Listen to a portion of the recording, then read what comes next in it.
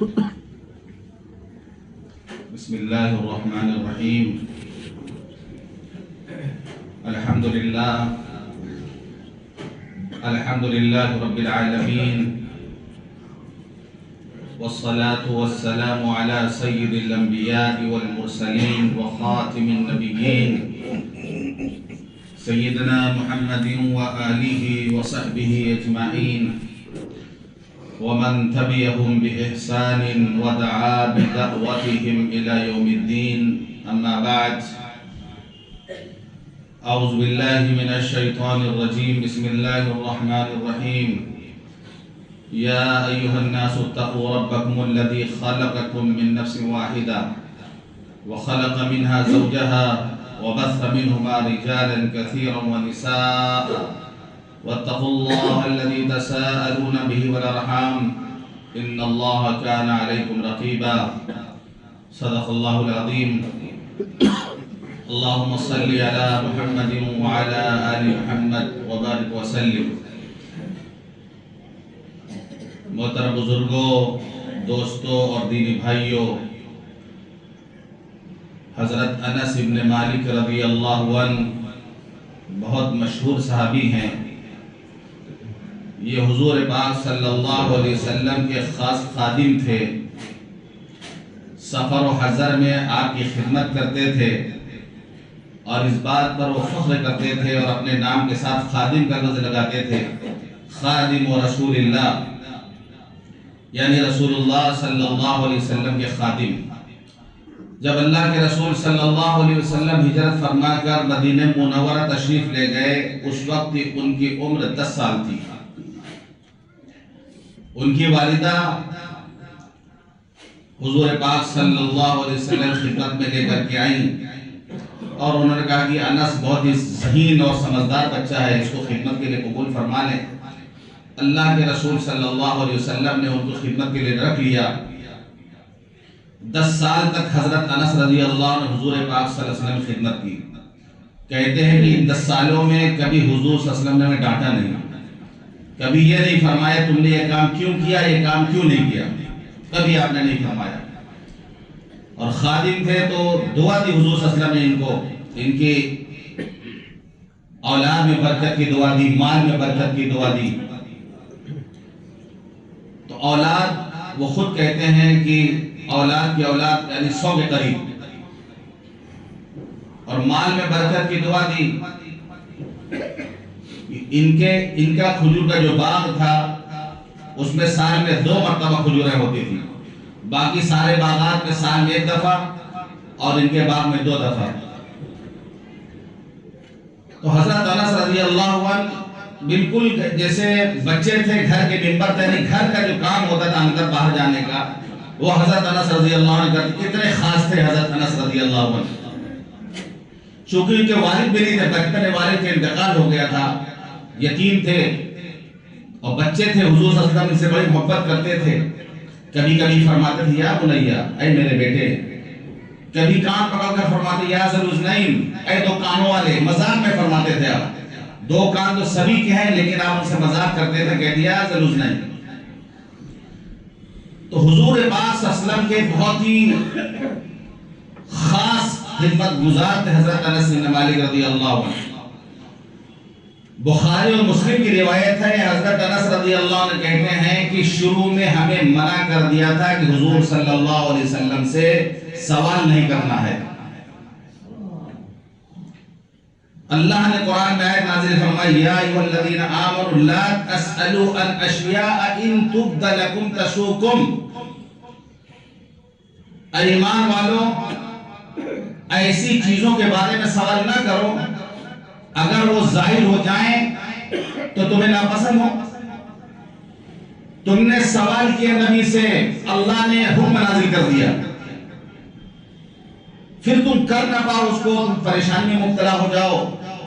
تو منع کر دیا تھا صحابہ کرام کو کہ نبی سے سوال کرنا ہی نہیں ہے. ایک مثال دیتے ہیں ہم، بخاری شریفی کی روایت ہے یا مسلم شریف کی ہے. حضرت ابو ہریرہ رضی اللہ عنہ کہتے ہیں کہ ایک مرتبہ حضور پاک صلی اللہ علیہ وسلم خطبہ دے رہے تھے. آپ نے فرمایا اے لوگوں تم پر حج فرض کیا گیا لہذا حج کرو. ایک صاحب کھڑے ہوئے انہوں نے کہا اللہ کے رسول کیا ہر سال حج کرنا فرض ہے؟ آپ نے کوئی جواب نہیں دیا. پھر انہوں نے دوبارہ کہا اللہ کے رسول کیا ہر سال حج کرنا فرض ہے؟ پھر آپ نے کوئی جواب نہیں دیا. تیسری مرتبہ پھر انہوں نے جرأت کیا اور کہا اللہ کے رسول کیا ہر سال حج کرنا فرض ہے؟ آپ نے فرمایا اگر تمہارے سوال کے جواب میں ہم ہاں کہہ دیتے تو ہر سال حج فرض ہو جاتا، پھر تم کر نہیں پاتے. نبی نے اگر ہاں کر دیا تو حکم نازل ہو جائے گا زندگی میں ایک بار اب یہ حج فرض ہے، وہی لوگ نہیں کر پا رہے ہیں. مال و دولت ہونے کے باوجود ایک حج زندگی میں لوگ نہیں کر پا رہے ہیں، نہیں کرنے کو تیار. تو بار بار 3 دفعہ انہوں نے سوال کیا، چونکہ وہ بالکل ابتدائی دور تھا ان کا اسلام قبول کرنے کا. حج کی فرضیت کا حکم نازل ہوا سن 9 ہجری میں یا 8 یا 9 ہجری میں، اور فتح مکہ سن 8 ہجری میں. فتح مکہ کے بعد اسلام میں داخل ہوئے تھے، اس لیے انہوں نے اس سوال کی جرأت کی. تو آپ نے فرمایا تمہارے سوال پر اگر آپ ہاں کہہ دیتے اور ہر سال اللہ فرض کر دیتا بھی تم کر نہیں پاتے. جب تک میں تمہیں کسی بات کا حکم نہ دوں سوال کر کر کے اپنے اوپر ذمہ داری نہ بڑھائے کرو. تم سے پہلی قومیں اسی لیے برباد ہوئی کہ نبیوں سے سوال بہت کرتی تھی، حکم آنے کے بعد عمل نہیں کرتی تھی. میری رائے ہے، میرا مشورہ تمہارے بارے میں یہ ہے، میں جب تمہیں کسی بات کا حکم دوں تو جہاں تک ہو سکے اس پر عمل کرنے کی کوشش کرو. میں کسی چیز سے منع کروں تو اس سے رک جاؤ. یہ اصولی بات حضور پاک صلی اللہ علیہ وسلم نے اس وقت ارشاد فرمایا. یہ بہت زیادہ سوال جواب کرنا یہ جو مزاج ہو جاتا ہے نا، اور خاص طور سے غیر ضروری سوالات.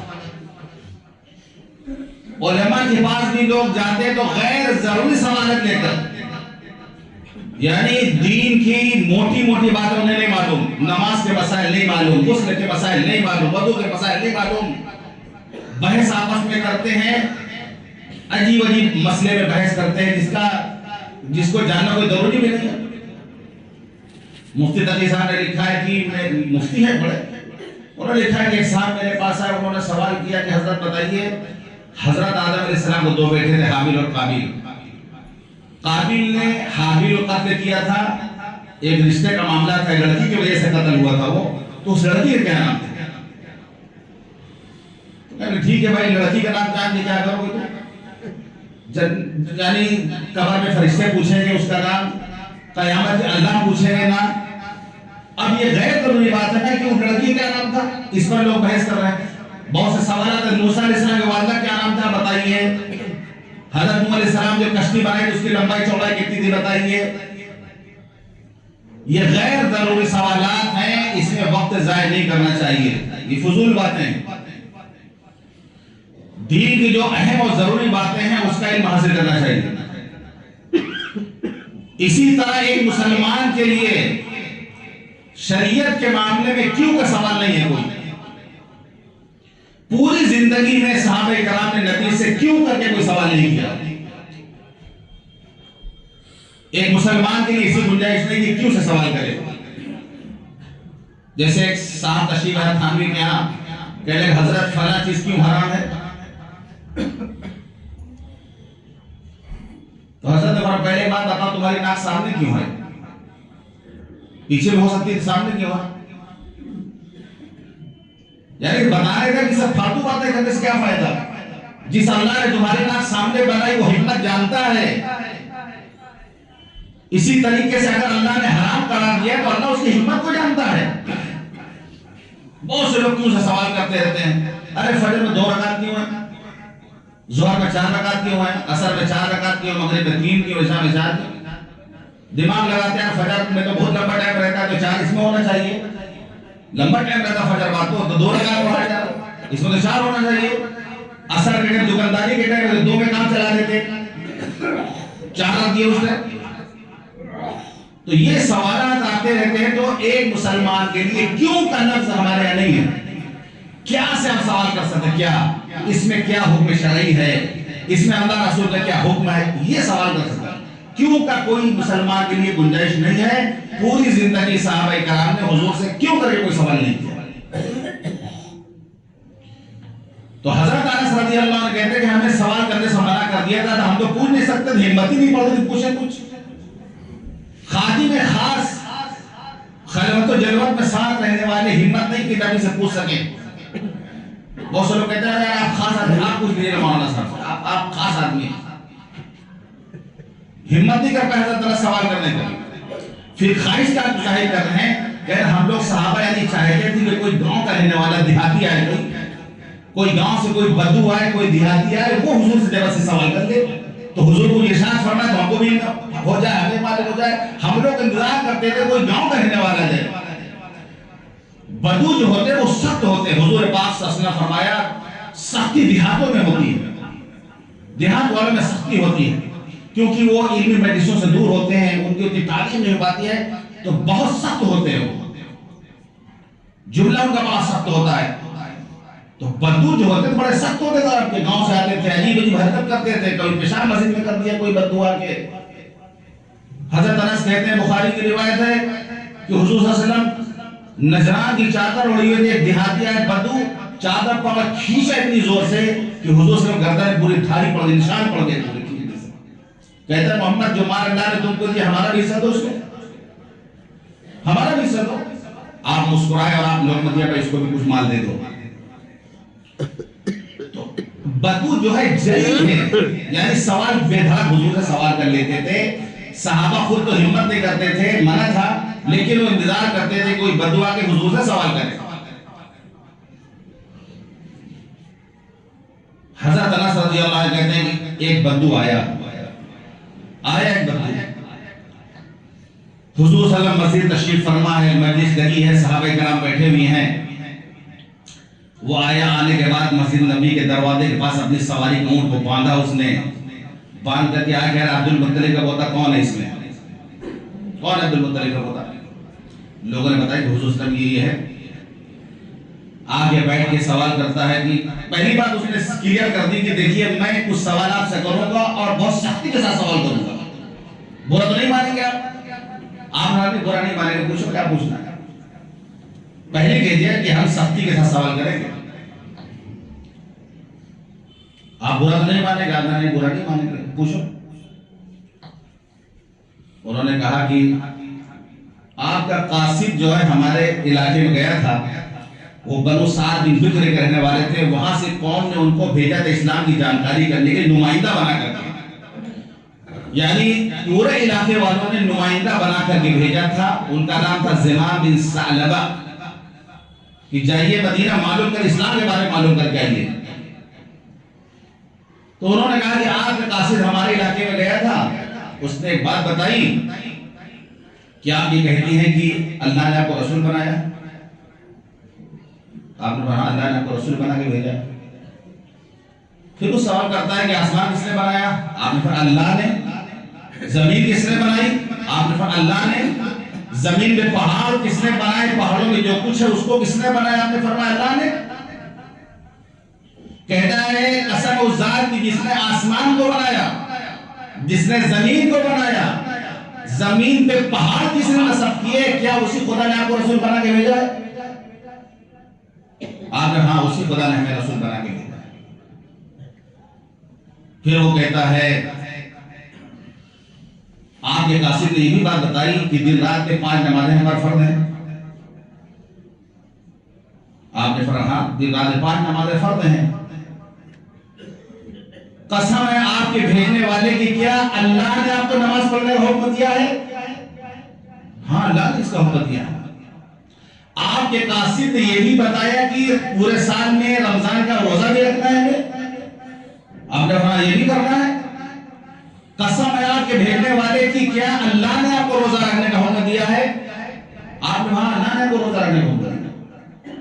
آپ کے قاصد نے یہ بھی بتایا کہ مال میں زکات بھی دینی ہے. آپ نے دینی. قسم ہے آپ کے بھیجنے والے کی، کیا اللہ نے آپ کو اس کا حکم دیا ہے؟ آپ نے ہاں اللہ نے اس کا حکم دیا ہے.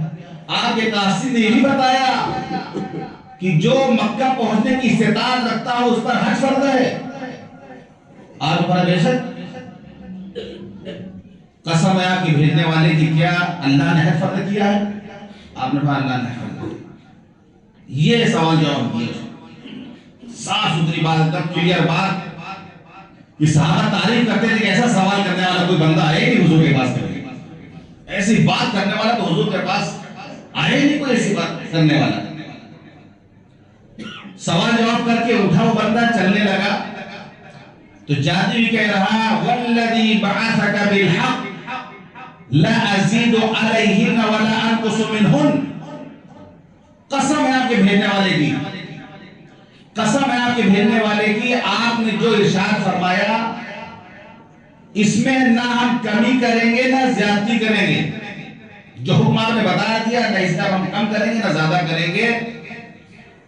آپ نے فرمایا اگر اس نے سچ کہا ہے لئن صدق لیدخلن الجنہ، اگر اس نے سچ کہا ہے تو یہ جنت میں ضرور داخل ہوگا۔ تو یہ اسلام کی جو ارکان اسلام کے جو فرائض ہیں ان کے بارے میں انہوں نے سوال کیا، حضور صلی اللہ علیہ وسلم نے جواب دیا اور کہنے لگے کہ بس میں ہم اس پہ کمی زیادتی نہیں کریں گے۔ اس کے دو معنی ہو سکتے ہیں کہ جو آپ نے فرائض بتائے ہیں اسی پر عمل کریں گے، اپنی طرف سے گھٹائیں گے بڑھائیں گے نہیں۔ دوسری بات یہ ہو سکتی ہے کہ اپنے قبیلے میں جا کے ہم ان کو اسی طریقے سے بتائیں گے، آپ کا پیغام بالکل ہو بہو پہنچائیں گے، اس میں کوئی کمی زیادتی نہیں کریں گے۔ قبیلے واپس گئے، قبیلے والوں کے سامنے جا کے سچائی بیان کی تو وہ تو بہت زمانے سے کفر میں مبتلا تھے، انہوں نے کو ڈرایا دھمکایا، کہا کہ دیکھو یا زمام اتقی البرص والجزام والجنون، ارے زمام بن سالبہ تم کوڑ سے ڈرو، تم جو ہے مجنون پاگل ہونے ڈرو، تو ہمارے جو معبود ان کی بددعا تمہیں لگ جائے، تم ان کے خلاف بات کر رہے ہو۔ لیکن انہوں نے اتنی زبردست دعوت کی جا کے اپنے قبیلے میں کہ شام تک کوئی گھر ایسا باقی نہیں بچا جو اسلام میں داخل نہ ہو گئے۔ شام ہوتے ہوئے پورا قبیلہ مسلمان ہو گیا۔ اسی طریقے سے حضرت طلحہ رضی اللہ عنہ کہتے ہیں کہ ایک مرتبہ حضور پاک صلی اللہ علیہ وسلم کے ساتھ ہم تھے، ایک آدمی نزد کا رہنے والا تھا، بال بکھرے ہوئے تھے، دور سے حضور کا آواز دے رہا تھا، کچھ پکار رہا تھا، آواز دے رہا، ہم سمجھ نہیں پا رہے کہنا کیا چاہ رہا ہے، دور ہونے کی وجہ سے بھنبھناہٹ کی آواز آ رہی تھی لیکن سمجھ نہیں پا رہے تھے، یہاں تک کہ حضور صلی اللہ علیہ وسلم کے پاس آ گیا، پھر اس نے سوال کیا اسلام کے بارے میں۔ اللہ کے رسول اسلام کے وہ احکامات بتا دیجئے ہمیں جو ایک مسلمان ہونے کی حیثیت سے ہم کو کرنا ہے۔ آپ دن رات میں 5 نمازیں یہ ادا کرنی ہے، اس کے علاوہ بھی نماز ہے، آپ نے فرض تو 5 نمازیں ہیں، اللہ کہ تم نوافل پڑھنا چاہو الگ سے پڑھ سکتے ہو، بہت سے نفل نماز ہے، اشراق ہے، چاشت ہے، وابین ہے، تہجد ہے، بہت سے نمازیں نفل پڑھنا چاہو اور پڑھ سکتے ہو، لیکن فرض نہیں 5 نمازیں۔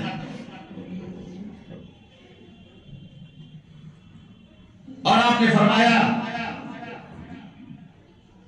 کہ مال میں زکات دینا ہے،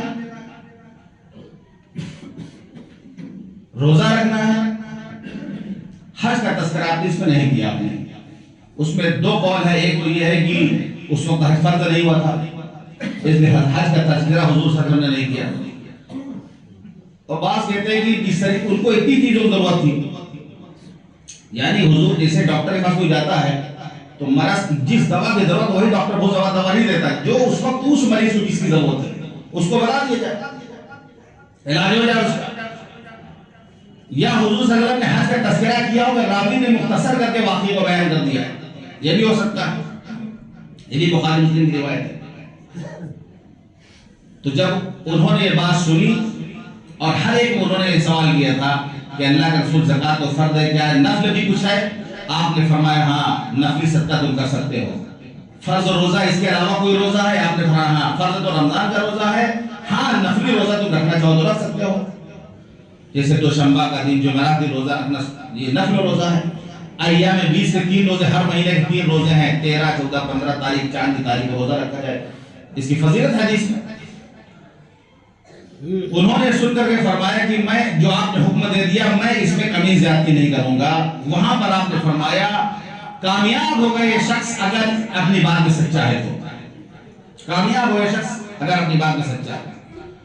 تو پہلی حدیث میں چاروں ارکان کا تذکرہ تھا، نماز، روزہ، زکات، حج۔ اس حدیث میں 3 کا تذکرہ ہے، حج کا تذکرہ نہیں ہے۔ اور آگے چلیے، حضرت ابو ایوب انصاری رضی اللہ عنہ کہتے ہیں کہ اللہ کے رسول صلی اللہ علیہ وسلم تشریف لے جا رہے تھے، کسی سفر میں آپ جا رہے تھے، ایک دیہاتی آتا ہے، آ کر کے اخذ بخطام ناقته، اس نے آپ کی اونٹنی کی نگین پکڑ لی۔ اب بتائیے کوئی جا رہا ہو، آپ کوئی راستہ گھیر لے آ کر کے اچانک، یہ دیہاتی دیکھیے، یعنی آ کر کے سامنے حضور کہیں تشریف لے جا رہے ہیں اور راستے میں آگے اونٹنی پکڑ روک دیا اونٹنی کو۔ اخبرنی بعمل یدخل الجنہ، آپ ہمیں ایسا عمل بتائیے جس کو ہم کریں ہم جنت میں چلے جائیں۔ سوال کرتا ہے، راستے میں روک کر کہتا ہے کہ ہمیں ایسا عمل بتائیے ہم کریں تو جنت میں چلے جائیں۔ ناراض نہیں حضور پاک صلی اللہ علیہ وسلم، اس کی حرکت سے ناراض نہیں ہوئی، آپ نے پسندیدگی کا اظہار فرمایا کہ بہت اچھا سوال تم نے کیا۔ پھر صحابہ کی طرف متوجہ، دیکھو کیا سوال کر رہا ہے، دیکھو کیا سوال کر رہا، چلو اپنا سوال دہراؤ، اپنا سوال دہراؤ۔ صحابہ کو متوجہ کر کے آپ نے اس بدو سے کہا اپنا سوال دہراؤ۔ انہوں نے کہا اللہ کے رسول مجھے ایسا عمل بتائیے کہ ہم اس کو کرنے کے بعد جنت میں چلے جائیں۔ آپ نے تعبد اللہ ولا تشرک به شیئا، اللہ کی عبادت کرو، اس کے ساتھ کسی کو شریک نہ کرو، وتقیم الصلاۃ وتؤتی الزکاۃ، نماز قائم کرو، زکات ادا کرو، وتصل الرحم، رشتہ داری کو نبھاؤ، دائی نادا، ہماری اونٹنی کو چھوڑ دو۔ یہ 4 باتیں ارشاد فرمائی اور فرمایا کہ میری اونٹنی کو چھوڑ دو، جانے دو۔ اب اندازہ لگے حضور کہیں تشریف لے جائے، کوئی خاص مہم رہی ہوگی، کوئی مقصد سے سفر رہا ہوگا، اچانک دیہاتی بیچ میں آتا ہے اور اسلام کے بارے میں سوال کرتا ہے، جنت کے بارے میں سوال کرتا ہے، آپ نے رک کر کے اس کو پورا جواب دیا، آپ ناراض نہیں اس کی سرکت پر۔ کیسے تھے آپ؟ رحمت للعالمین تھے آپ، پورے جہان کی رحمت تھے آپ۔ تو اس حدیث میں آپ نے فرمایا اللہ کی عبادت کرو، اس کے ساتھ کسی کو شریک نہ کرو، نماز قائم کرو، زکات دو اور رشتہ داری کو نبھاؤ۔ اس حدیث میں آپ نے ان کو روزے کا تذکرہ نہیں کیا، حکم نے دیا، حج کا بھی تذکرہ نہیں، اس میں نہ روزے کا تذکرہ ہے نہ حج کا تذکرہ ہے۔ یہاں پر جو شارحین نے لکھا ہے کہ اس وقت ان کو انہی چیزوں کی ضرورت تھی جو ان کو اس وقت ضرورت تھی، وہ آپ نے ان کو ارشاد فرما دیا۔ اور یہ بھی ہے کہ یہ جو آپ نے ارشاد فرمائے نماز ادا کرو اور زکات دو، یہ بہت اہم بات ہے، یہاں پر بہت اہم بات ہے۔ زیادہ تر لوگ اسی میں کوتاہی کرتے ہیں۔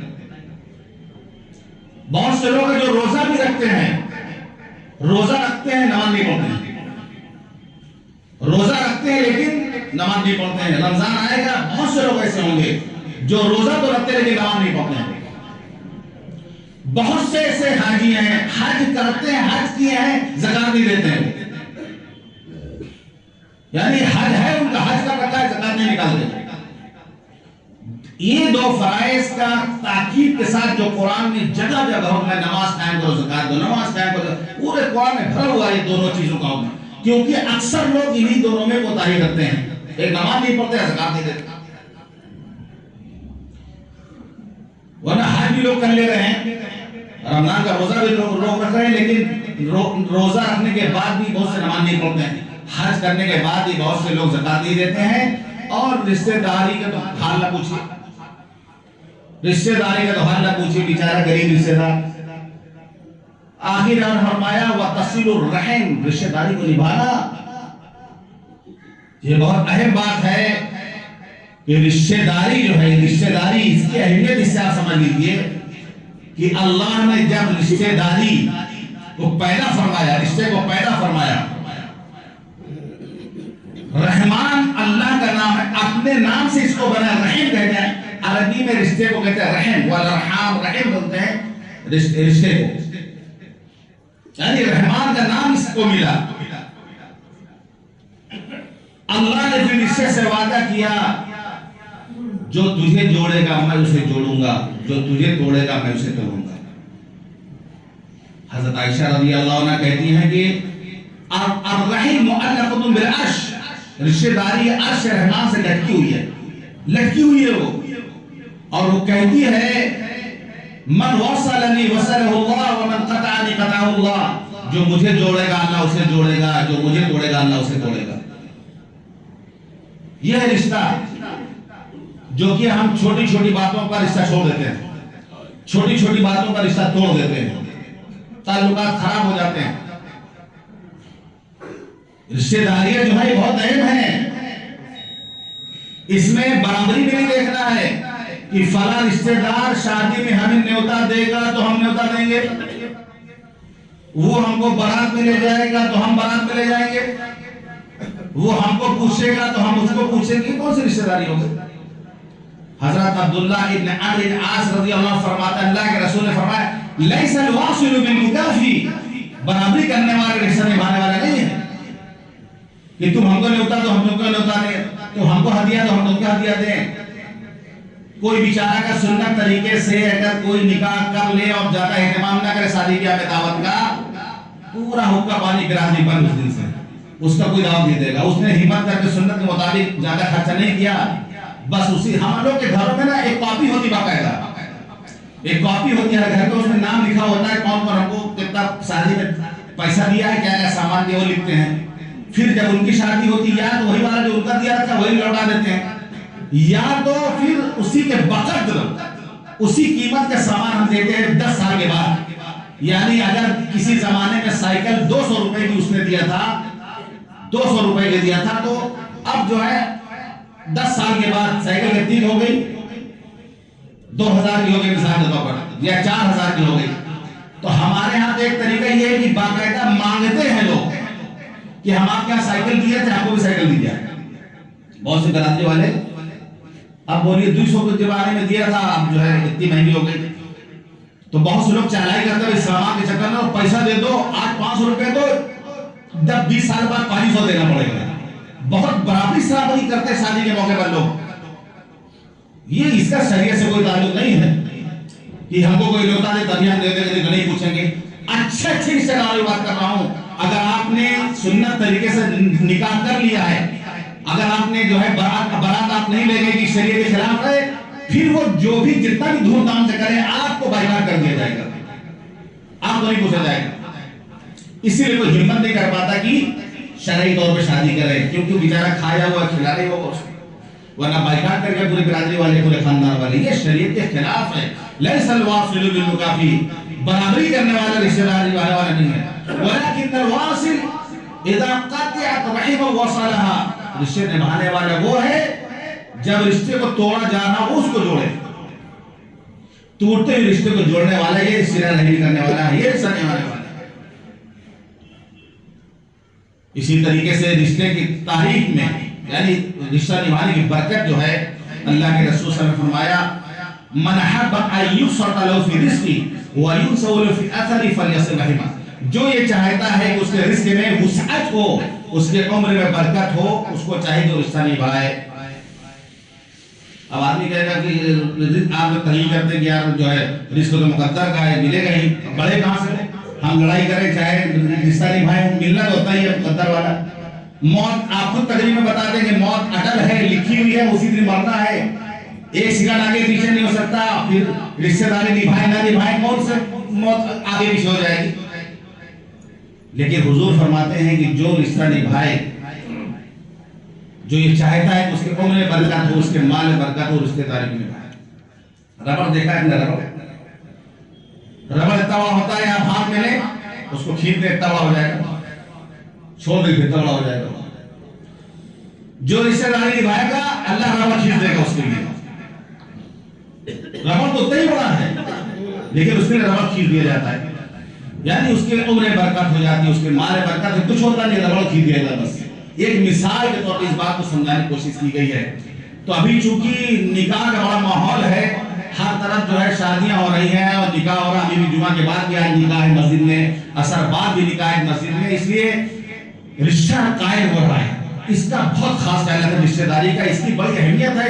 یہ کوئی دنیا داری کام نہیں، تعلقات ہے رشتہ داری، یہ کوئی دنیا داری کی چیز نہیں ہے، یہ حکم ہے ہمیں۔ قرآن اس کا تذکرہ ہے رشتہ داری کا، حدیث میں اس کا تذکرہ ہے۔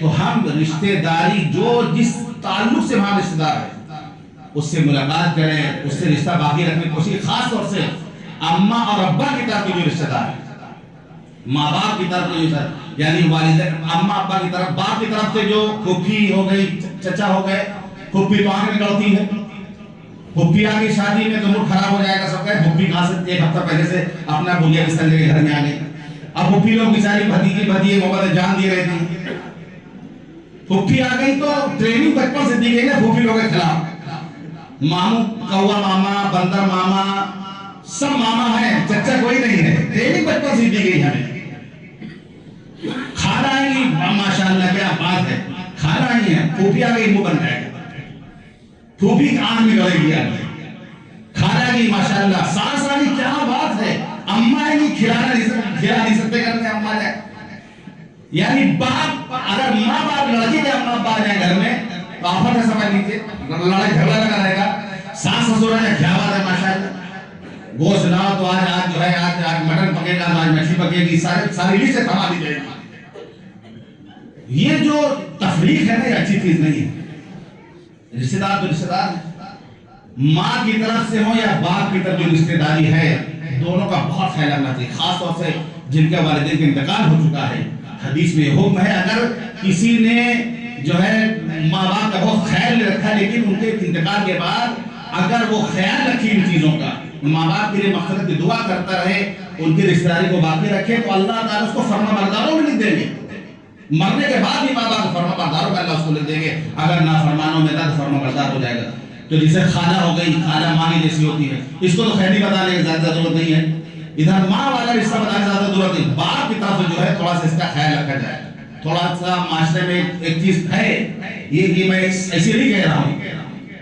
پھوپھی، چچا، بڑے ابا، ان کے بچے یہ تھوڑا سا جو ہے دور ہوتے ہیں، اور جو ماں کی خالہ ہو گئی اور کزن جو خالہ زاد بھائی بہن یا ماموں یہ بہت خاص ہوتے ہیں، بچپن سے یہ سبق بچوں کے ذہن میں ڈالا جاتا ہے، اسی لیے ہم نے مثال دی ہے کہ کوئی چچا کوئی نہیں ہوتا، بچپن سے یہ کوا ماما ہے، چندا ماما ہے، بندر ماما ہے، سب ماما ہے، چچا کوئی نہیں رہتا، کیونکہ لڑکی اپنے میکے کو یاد کرتی ہے، اپنے رشتہ دار کو یاد کرتی ہے، وہ اپنے گھر میں بچوں سے جاتی رہتی ہے، تو ہر گھر کی یہ بات میں بتا رہا ہوں، کوئی کسی گھر کی بات ہے، ہر گھر میں ہوتا رہتا ہے، جیسے ہمارے یہیں محلے کی بات ہے، ایک گھر میں ہم کہتے ایک بچہ تھا، رشتہ دار کا بچہ تھا، پڑھ رہا تھا ان کا رہ کر کے، تو ہم نے ان سے پوچھا کہ یہ آپ کا کون، آپ کا بھتیجا کا نماز سے کیا بات کر رہے ہیں آپ، ہمارا بھتیجا ہمارے گھر میں رہے گا، ارے ہماری شادی کا بیٹا ہے یہ بھتیجا، ہماری بہن کا بیٹا کہاں سے آ جائے گا، یہ بھائی کا بیٹا کہاں سے آ جائے گا، تو بہت صحیح بات انہوں نے یہ کہی تھی، بہرحال آخر میں آپ نے ان سے فرمایا وَاتَّصِلُوا الرَّحِمَ، رشتہ داری کا خیال رکھنا، ہم سب کو بھی اس کا خیال رکھنا چاہیے، اللہ تعالی ہم سب کو کہنے اور اس سننے میں کرنے کی توفیق عطا فرمائے، وآخر دعوانا الحمدللہ رب العالمین۔